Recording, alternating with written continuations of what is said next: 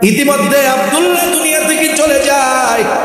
ওই জাহেলিয়াতের সময় Abdul Muttalib এমনটা বলে নাই, ও আমেনা তুমি মদিনায় তোমার বাবার বাড়িতে চলে যাও, কোনো সম্পদ নাই ওইখানে চলে যাও। বরং ঐতিহাসিকেরা লিখে আব্দুল্লাহ মারা গেছে ঠিক, নবীজির মায়ের গর্ভে আব্দুল মুত্তালিব আমেনার প্রতি আরো বেশি যত্নবান হয়ে উঠেছে, আরো তার প্রতি মায়া হচ্ছে।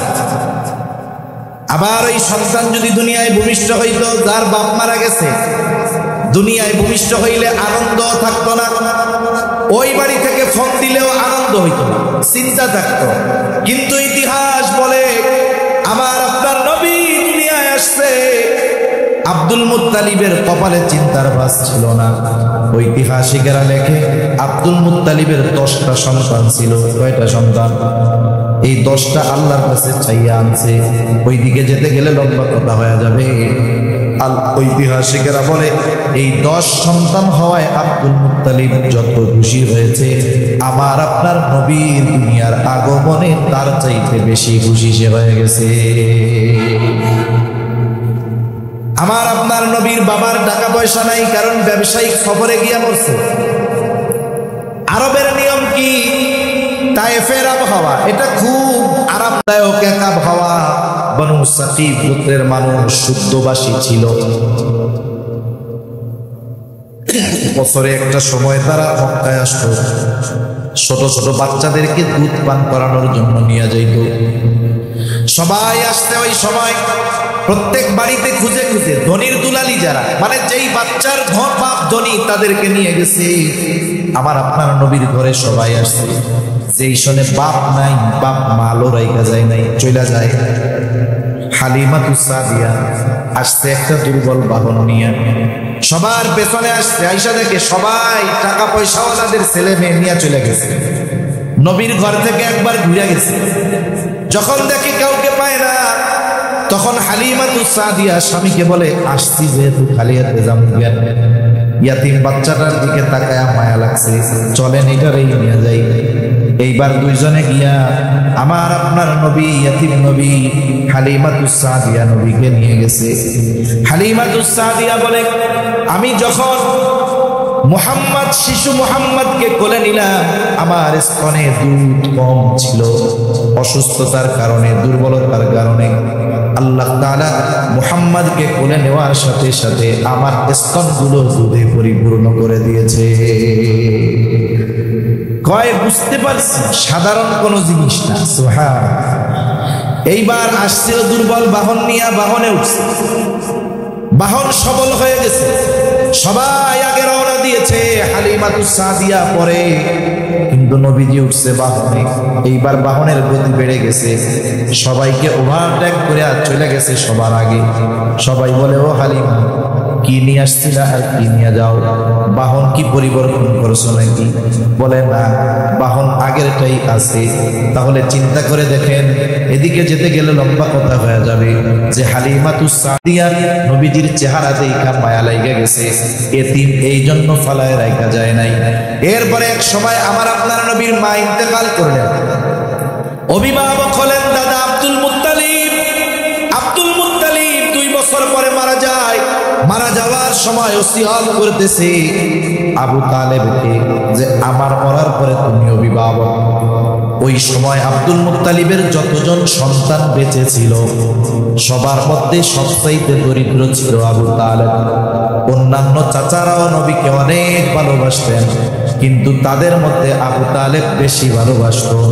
এই জন্য আব্দুল মুত্তালিব কোন ছেলে টাকাওয়ালা বেশি এটা খেয়াল করেন নাই, বরং খেয়াল করেছেন ছেলেদের মধ্যে কে বেশি মুহাম্মদকে ভালোবাসে। আমাদের অবস্থা হলো, আমরা ওমরের মতো শাসক আশা করি, কিন্তু বাস্তবতা হলো ওমরের মতো শাসকের আশা করার সাথে সাথে আমাদেরকেও আবু হুরায়রার মতো প্রজা হতে হবে, ঠিক কিনা বলুন? যদি আমরা আমাদের নিজেদের মধ্যে নীতি নৈতিকতা আনায়ন না করি, আমাদের চারিত্রিক ত্রুটিগুলোকে যদি আমরা পরিশুদ্ধ না করি, এখনো যদি মানুষের মধ্যে অন্যের হক নষ্ট করা, অন্যের উপরে জুলুম করা, সাথে সাথে অন্যায়, অশ্লীলতা, পাপাচার এগুলো যদি এখনো আমাদের মধ্যে থেকে যায় তাহলে ভয় হয় এই যে যাদের আত্মত্যাগে, যাদের জীবন উৎসর্গ করেছে যারা, এদের যেই প্রতিদান আমাদের দেওয়া উচিত বা এদের যেই আত্মত্যাগের কারণে যেই নিয়ামত আমরা পেয়েছি, আল্লাহ না করুন আমরা যদি পরিবর্তন না হই, আল্লাহ না করুন হাতছাড়া হয়ে যাবে। এজন্য আমাদের প্রত্যেককে নিজেকে পরিবর্তন করতে হবে, পরিশুদ্ধ করতে হবে। যদি না হয় তাহলে কি হবে? দেখা যাবে শাসকের চেয়ারে শুধু চেহারা পরিবর্তন হয়েছে কিন্তু চরিত্রের পরিবর্তন হয় না। সেজন্য দরকার আমাদের চারিত্রিক পরিবর্তন। কারণ একটা মানুষ পরিবর্তনের ধারা শুরু হয় তার ব্যক্তিগত জীবন থেকে। মনে করেন আপনাদের নয়নপুর এলাকার কথাই আমি ধরি, নয়নপুরের সব মানুষ যদি চারিত্রিক পরিশুদ্ধতা অর্জন করে, রাসূল আকরাম সাল্লাল্লাহু আলাইহি ওয়াসাল্লামের আদর্শকে ধারণ করে, সব মানুষ বলেন তো এই নয়নপুর এলাকার মধ্যে কেউ দুর্নীতি করার, অপরাধ করার, চাঁদাবাজি করার, ছিনতাই করার দুঃসাহস করতে পারবে? পারবে না। এইভাবে যদি গোটা দেশের মানুষ পরিবর্তন হয়ে যায় তাহলে গোটা দেশের মধ্যে কেউ চাঁদাবাজি, দুর্নীতি, ছিনতাই, চুরি, ডাকাতি, অন্যায়ভাবে অন্যের উপরে জুলুম, নির্যাতন কিছুই করার দুঃসাহস করতে পারবে? তাহলে পরিবর্তন অনেক দ্রুততার সাথে দরকার। আমাদের নিজেদের পরিবর্তন খুব দ্রুততার সাথে দরকার। তা না হলে কি হবে? লোহা পিটালে একটা আওয়াজ হয়, এই আওয়াজটা কি জানেন? লোহারে বাড়ি মারে আর কয় সেই সেই, যেই সেই। তার মানে আমরা যদি পরিবর্তন না হই তাহলে কি হবে? অবস্থা তাই, বলে আগে যা পরেও তা। এজন্য আমাদেরকে পরিবর্তন হওয়া দরকার। এখন আমরা পরিবর্তন হওয়ার জন্য একজন আইডলকে তো সামনে রাখার দরকার। কাকে সামনে রেখে আমার জীবনকে আমি পরিবর্তন করব? এই ক্ষেত্রে একটা মানুষ যদি রাসূলুল্লাহ সাল্লাল্লাহু আলাইহি ওয়াসাল্লামকে সামনে রাখে তাহলে রাসূল আকরাম সাল্লাল্লাহু আলাইহি ওয়াসাল্লামের অনুসরণ তাকে সঠিক পথে পরিচালিত করবে। সে পথচ্যুত হবে না, সে পথভ্রষ্ট হবে না, সে নীতি নৈতিকতাহীন হবে না, বরং ওই মানুষটা প্রকৃত মানুষে পরিণত হবে। ঠিক কিনা বলেন? এজন্য চরিত্রের দাম অনেক, সৎ চরিত্রের মূল্য সবচাইতে বেশি। ইংরেজি একটা প্রবাদ আছে, money is lost, nothing is lost, health is lost, something is lost, but character is lost, everything is lost. একটা মানুষের যদি চরিত্র নষ্ট হয়ে যায় তাহলে তার সব কিছু নষ্ট হয়ে যায়।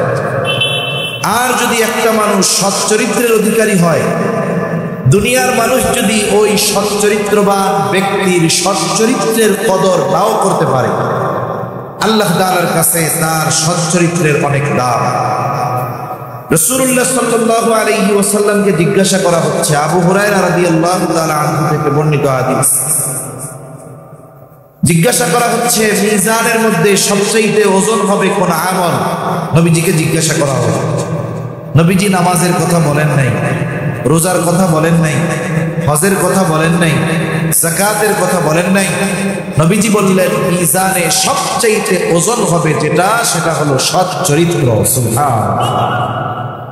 তাহলে আমাদের প্রত্যেকে সৎ চরিত্রবান হওয়ার দরকার, সৎ চরিত্র গুণ অর্জন করা দরকার। আর এক্ষেত্রে রাসূল আকরাম সাল্লাল্লাহু আলাইহি ওয়াসাল্লাম হবেন আমাদের রোল মডেল। আমাদের তরুণেরা, আমাদের যুবকেরা, এরা যদি রাসূল সাল্লাল্লাহু আলাইহি ওয়াসাল্লামের আদর্শকে সামনে রেখে তাদের আগামী জীবন পরিচালিত করে, আমার এই ব্যাপারে দৃঢ় বিশ্বাস আমাদের তরুণ যুবকদের যেই সাহস, বাতিলের বিরুদ্ধে তাদের যেই প্রতিবাদের ভাষা, জালেমের বুলেটের সামনে দুঃসাহসী যুবকের বুক খুলে দেওয়া, এটা আগামী দিনে তারা যদি নবীজির আদর্শকে সামনে রেখে চলতে পারে, আশা করা যায় এই যুবকদের মধ্য থেকেই আগামীর বাংলাদেশে ইসলাম প্রতিষ্ঠার জন্য যেই নেতৃত্ব দরকার ওই রকম নেতৃত্ব তৈরি হয়ে যাবে। ঠিক কিনা বলেন? আর আমাদের তরুণ প্রজন্ম যদি ভালো হয়ে যায়, দিনদার হয়ে যায়, বাস্তবিক অর্থে গোটা দেশ ভালো হয়ে যায়। আমরা তো একটা সময় মনে করতাম আগামী প্রজন্ম একেবারে পুরা শেষ, আগামী প্রজন্ম পুরা শেষ, কিন্তু বাস্তবতা দেখলাম না। সময়ে সময়ে যাদের নিয়ে আমরা চিন্তা করি কিছুই হবে না, আল্লাহ তাআলা চাইলে এদের মাধ্যমেই সবকিছু করাতে পারেন। ঠিক কিনা?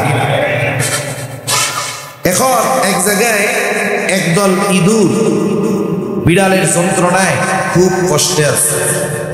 ইঁদুররা মিটিং এ বসে বল এই যে বিড়াল যে হুট করে চলে আসে, টের তো পাই, কি করা যায়? বুদ্ধি টুদ্ধি দিয়ে একজন বলছে বিড়ালের গলায় একটা ঘন্টা পরায়া দেওয়া যায়। বুদ্ধি তো দিতে পারলো, ঘন্টা পরিয়ে দেওয়া যায়। আর একজন বলে এটা তো ভালো কাজ, কিন্তু ঘন্টাটা পরাবে কে? ঘন্টা পরিয়ে দিলে তো বোঝা যাবে বিড়াল আসতেছে, ঘন্টা পরাবে কে? বিগত দীর্ঘ সময় ধরে 17-18 বছর ধরে অনেক জল্পনা কল্পনা, অনেক রাজনৈতিক ব্যক্তিত্বদের মতামত যে এভাবে করলে ওভাবে করলে জালেমের পতন হবে, কিন্তু বাস্তবতা কি হলো? একদল ছাত্র যখন তারা সুদৃঢ় ইস্পাতের ন্যায় জালেমের সামনে দাঁড়িয়ে গেছে, এই যে ঘন্টা লাগানোর লোকটা যখন পাওয়া গেছে, এবার সব সাধারণ আপামর জনসাধারণ তাদের নেতৃত্বে তাদের সাথে যুক্ত হয়ে এই জালেমের পতনকে ত্বরান্বিত করেছে। ঠিক কিনা বলেন?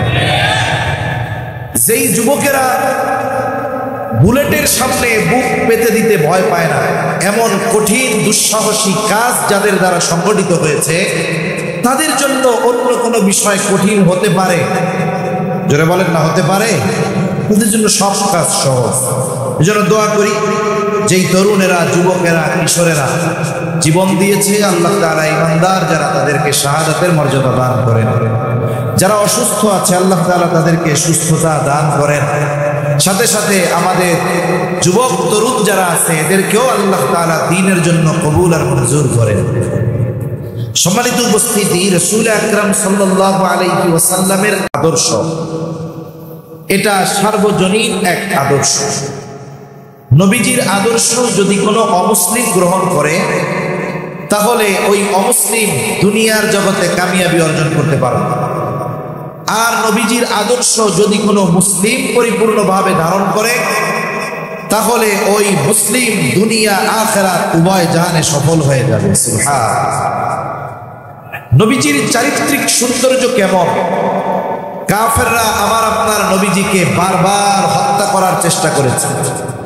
নামাজের মধ্যে গেছেন, নবীজি সেজদা দিয়েছেন, কাফেররা উটের নাড়ি মুড়ি এনে নবীজির উপরে চাপিয়ে দিয়েছে যাতে আর না উঠতে পারে, মরে যায়।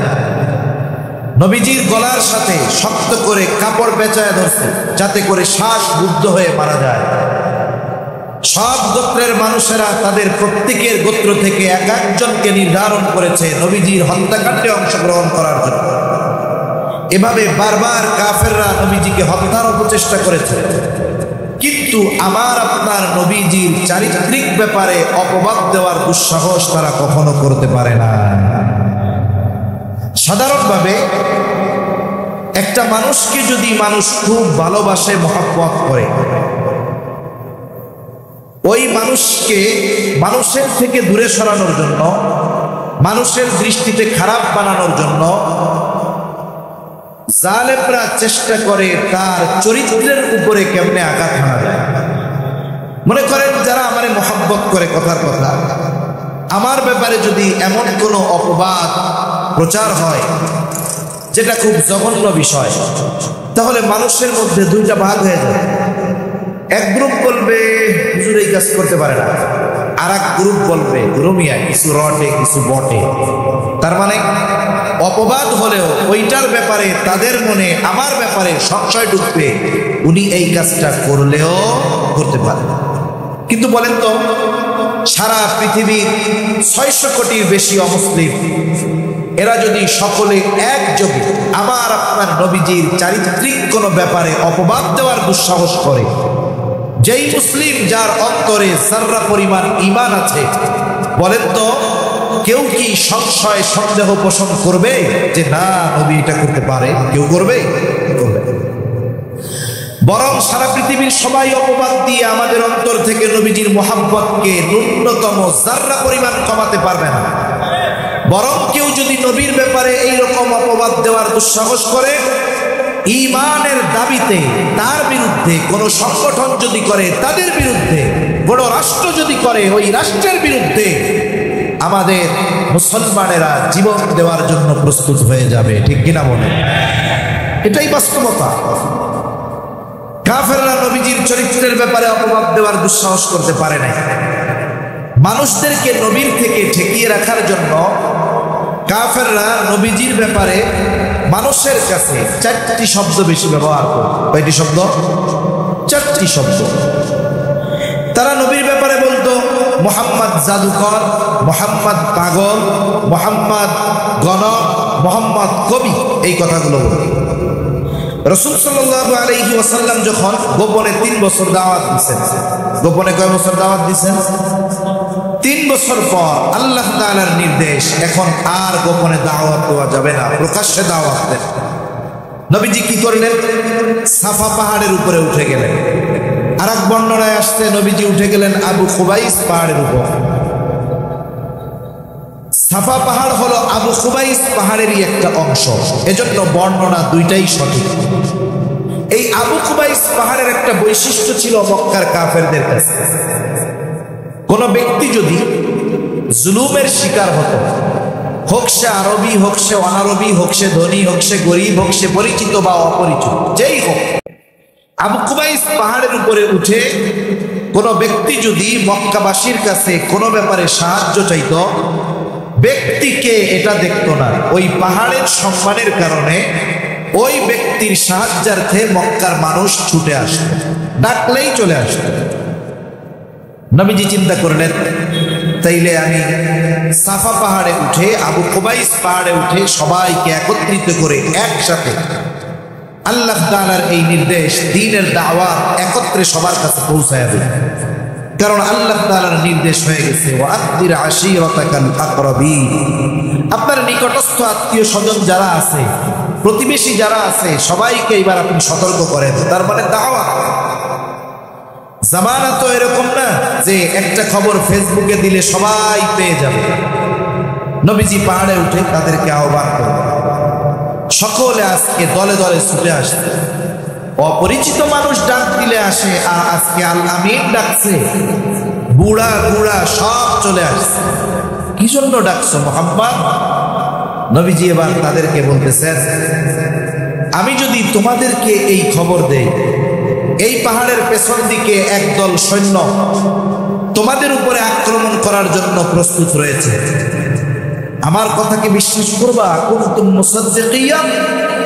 নবীজি তাদেরকে জিজ্ঞাসা করলেন, আমার এই কথা কি তোমরা বিশ্বাস করবা, সত্যায়ন করবা? উপস্থিত সবাই সমস্বরে জবাব দিচ্ছে, অবশ্যই বিশ্বাস করব, কারণ ইতিপূর্বে সব সময় আমরা তোমাকে সত্যবাদী পেয়েছি, মিথ্যাবাদী পাই নাই। একটা মানুষের ব্যাপারে তার সত্যবাদিতার সাক্ষ্য দিচ্ছে কারা? বলে যারা তাকে হত্যার অপচেষ্টা করেছে তারা। আমার আপনার নবীজির চরিত্রকে আল্লাহ তাআলা নিজ কুদরতে হেফাজত করেছেন। সহজ কথা হলো, নবুয়তির পরে যেই বিষয়গুলো আল্লাহ তাআলা হারাম করেছেন, এমন কোন বিষয় নবুয়তির আগে আমার আপনার নবীর দ্বারা সংগঠিত হয়নি। এমনও কিছু বিষয় আছে যেটা নবুয়তির পর পর হারাম হয় নাই, আরো অনেক পরে হয়েছে, এমন কাজও নবীর দ্বারা সংগঠিত হয়। যেমন নবুয়তির পর পরই মদ হারাম হয় নাই, মদ হারাম হয়েছে 4 ধাপে। কয় ধাপে?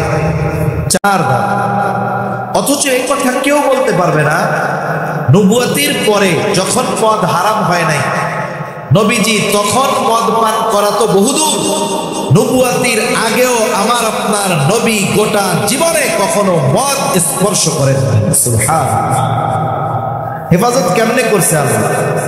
নবীজি বলেন, আমি যখন বালক 10-11 বছর বয়স, মক্কার মধ্যে বিশাল এক বিবাহ, এক সম্ভ্রান্ত ফ্যামিলির বিবাহ, সবাইকে দাওয়াত দেওয়া হয়েছে। এই বিবাহ অনুষ্ঠানের আকর্ষণ হলো রাত্রেবেলা খাওয়া দাওয়ার পরে সারা রাত গান বাদ্য হবে, নাচ গান হবে, দলে দলে মানুষ ছুটছে ওই বাড়িতে। খাওয়া দাওয়া শেষ, সবাই অপেক্ষা করছে কখন ডাক আসবে, যেই তাড়াতাড়ি আসো, গান শুরু হবে এখন। সবাই অপেক্ষা করতেছে। ইতিমধ্যে একজন ঘোষণাকারী ঘোষণা দিচ্ছে যে তোমরা সবাই অমুক স্থানে একত্রিত হও, ওই জায়গায় একটু পরেই নাচ গান শুরু হবে।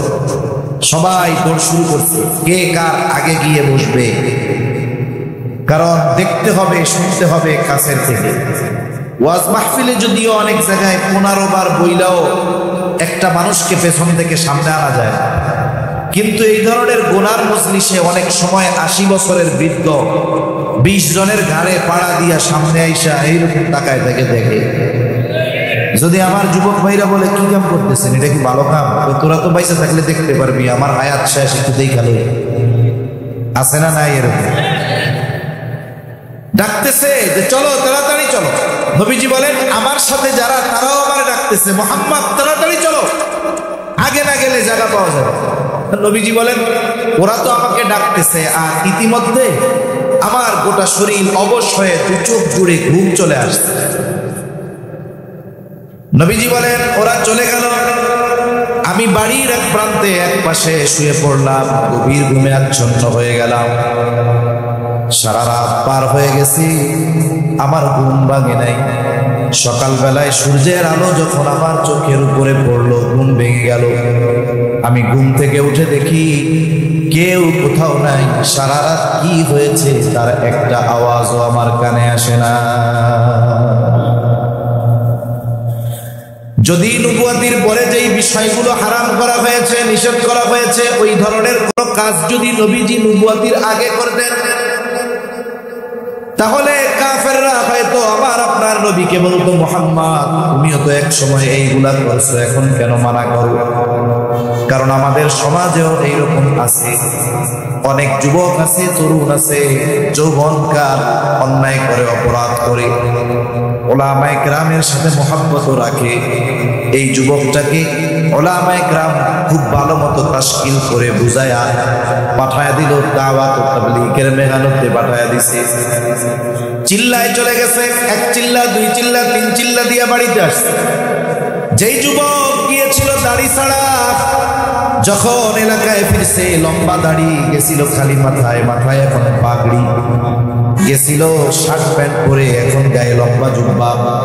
এই ছেলেটা যখন চলে যায় বোঝা যায় না 4 মাস আগের ব্যক্তি আর এই ব্যক্তি মিলানো যায় না। বলেন তো, এই যুবকটা তাবলীগে যাওয়ার আগে তার চরিত্র যেমন ছিল, যেই পাপাচার অনাচার গুলো সে করত, তাবলীগে সময় দিয়ে আসার পরে, তওবা করার পরে ওই কাজগুলো তার কাছে আর ভালো লাগবে নাকি? তার ভালো লাগবে না। কাউকে যদি ওই কাজ করতে দেখে তাও তার ভালো লাগবে না। সে আসরের নামাজ পড়ার জন্য মসজিদের দিকে রওনা হলো। মসজিদের আগেই দোকান, এই দোকানে বসে সে জীবনের অনেক সময় আড্ডা দিয়েছে, চা পান করেছে, সিগারেট খেয়েছে, ইফটিজিং করছে, কত কিছু করছে। এবার দোকানটার দিকে তাকায় দেখে সবাই আছে, শুধু সে নাই। চিন্তা করে জীবনের অনেক সময় যাদের সাথে কাটাইলাম, এই মানুষগুলোর পরিণতি কি হবে আল্লাহ জানে। একটু যাই তাদেরকেও দাওয়াত দেই। এইবার সে কাছে গিয়ে দাওয়াত দিচ্ছে, ও আমার ভাইয়েরা, ও আমার মুরব্বীরা, জীবন বড় সংক্ষিপ্ত, মরণ কখন চলে আসে বলা যায় না। এ দুনিয়াতে আল্লাহ তাআলা বেহুদা পাঠান নাই। আপনারা কেউ বিড়ি সিগারেট খায়েন না, চায়ের দোকানে বসে সময় কাটায়েন না, আসেন আমরা নামাজে যাই, আল্লাহর ঘরে যাই। এই কথাগুলো যে বললো ভালো কথা, কিন্তু এই কথার পরে মানুষেরাও দুই দলে বিভক্ত হয়ে যাবে। একদল চিন্তা করবে না কথাটা ঠিক বলছে, আর একদল তার এই কথার প্রতি উত্তরে বলবে এত বুজুর্গিগিরি দেখায়ও না, 6 মাস আগে তুমি কেমন ছিলে আমরা জানি। এরকম লোক আছে না নাই বলেন? অথচ একটা লোক যদি পাপ করে আর আল্লাহ তাআলার কাছে যদি খালেস ভাবে তওবা করে, আল্লাহ মাফ করে দেয় কি দেয় না? এই যে কথাটা তারা বলছে, নবীজিকে যেন কাফেররা এই কথা না বলতে পারে, ও মুহাম্মদ তুমি আমাদের মদ পান করতে মানা করো, অথচ তুমিও তো কিছুদিন আগে মদ পান করেছো, এমনটা যেন না বলতে পারে। এই কথা বলার সুযোগ আল্লাহ তাআলা আমার আপনার নবীর ব্যাপারে রাখেন নাই। এই জন্য নবীজির চরিত্র হলো এইরকম, নবুয়তির আগেও যেমন নবুয়তির পরেও তেমন। তবে নবুয়তির পরের সাথে আগের সাথে পরের কিছু পার্থক্য আছে। পার্থক্যটা কেমনে একটা উদাহরণ দিলে বুঝতে সহজ হবে। মনে করেন একটা মানুষ বিদেশ থেকে একটা স্বর্ণের বার এনেছে, স্বর্ণের বার অথবা বিস্কিট যা বলেন বলো, যখন কিনছে চকচক করতেছে, এইবার ওই স্বর্ণের বার সে ঘরের মধ্যে রেখে দিয়েছে 10 বছর ব্যবহার না করে আলমারির কোনায়। বলেন তো 10 বছর আগে এই স্বর্ণের টুকরার যেই উজ্জ্বলতা ছিল 10 বছর পরে সেরকম থাকবে নাকি? পিতলের কালার হয়ে যাবে, তামার কালার হয়ে যাবে। যতই কালার পরিবর্তন হোক দাম কি কমবে? ওইটা তো আর বাংলাদেশ ব্যাংকের ভোল্ট না। বাংলাদেশ ব্যাংকের ভোল্টে নাকি স্বর্ণ রাখছে 22 ক্যারেটের, খুঁজতে যায় দেখে আল্লাহ এটা 18 ক্যারেট হয়ে গেছে। চিন্তা করছেন অবস্থায়? এখন স্বর্ণের গ্লেজ কমছে কিন্তু দাম কমে নাই। আপনি যদি বাজারে নিয়ে স্বর্ণকারের কাছে দেন, একটু পুড়ায়া অথবা অ্যাসিড পানির মধ্যে একটা চুবনি দিলে আবার উজ্জ্বলতা ফিরে পাবে। নবীজির চরিত্রটাও এরকম, নবুয়তির আগেও স্বর্ণ পরেও স্বর্ণ। আগের স্বর্ণ একটু উজ্জ্বলতা কম, পরেরটা বলে উজ্জ্বল বেশি। কেন? বলে নবীজির উত্তম চরিত্রকে নবুয়তির কুদরতি পানি দ্বারা আল্লাহ এমন ভাবে দৌত করেছে যে নবুয়তির আগে নবীর চরিত্রে মুগ্ধ হয়েছিল শুধু মক্কাবাসী, আর নবুয়তির পরে নবীর চরিত্রে মুগ্ধ হয়েছে গোটা সৃষ্টি জগৎ। রাসূল আকরাম সাল্লাল্লাহু আলাইহি ওয়াসাল্লামের চারিত্রিক সৌন্দর্য কেমন?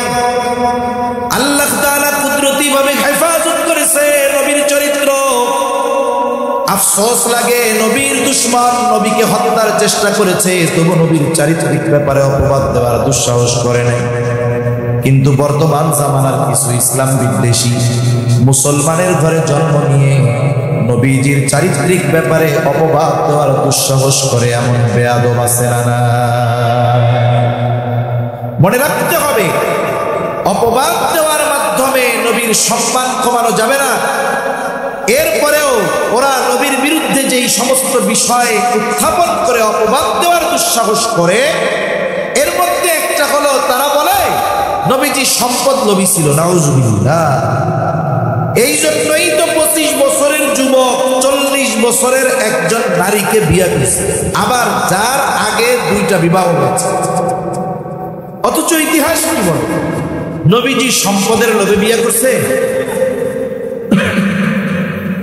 খাদিজাতুল কুবরা রাদিয়াল্লাহু তাআলা আনহা, বরং খাদিজা রাদিয়াল্লাহু তাআলা আনহা নবীর চরিত্রে মুগ্ধ হয়ে বিবাহের প্রস্তাব ওনার পক্ষ থেকেই গেছে। খাদিজার বয়স তখন 37 বছর। এর আগে 2 জন স্বামী ওনার ইন্তেকাল করেছে। খাদিজা নিয়ত করেছে আর বিবাহ শাদী করব না, এভাবে জীবন কাটায় দিল। পিতার কিছু সম্পদ, স্বামীদের কাছ থেকে পাওয়া কিছু সম্পদ, এগুলো দিয়ে তিনি ব্যবসা শুরু করে দিলেন। তিনি একজন বুদ্ধিমতী বিদুষী নারী ছিলেন, বিদুষী নারী, সফল একজন ব্যবসায়ী হয়ে গেলেন। বিভিন্ন বড় বড় জায়গা থেকে রাজা বাদশারা পর্যন্ত খাদিজাকে বিবাহের প্রস্তাব দিত, উনি নাকচ করে দিতেন।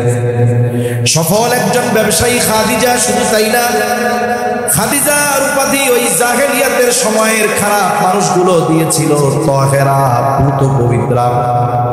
খাদিজা 37 বছর বয়স। এই সময় সে তার ব্যবসার সবচেয়ে বড় কাফেলা পাঠাবে সিরিয়ায়। একজন বিশ্বস্ত মানুষ খুঁজতেছে কোথায় পাওয়া যায়। এক্সপোর্ট ইম্পোর্টের ব্যবসা ছিল খাদিজার।